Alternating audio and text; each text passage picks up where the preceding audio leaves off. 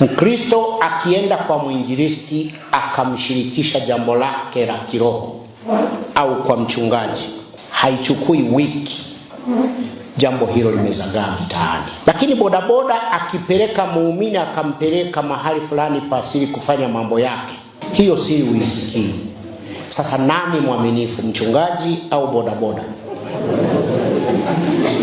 Ukipanda taksi ukasahau simu yako ndani ya taksi, labda baada ya siku moja unaweza ukashikia taxi driver na kutafuta kukurudishia simu yako. Lakini simu yako ukiisahau kwenye mazoezi ya kwaya, tena yanayofanyika ndani ya kanisa, ndani ya nusu saa hiyo simu huipati. Nani mwaminifu, mwanakwaya au taxi driver? Barmaid anayefanya kazi kwenye bar anaweza kuokota wallet ya mlevi, tena ina fedha ndani, akaitunza mpaka mlevi akirudi kesho yake kunywa, akamkabidhi wallet yake. Lakini mlevi yule akienda na wallet yake nyumbani, mke wake wa ndoa akaiona, anaondoa hela zote na anadai wallet ya kuiona. Nani mwaminifu kati ya barmaid na mke wa ndoa?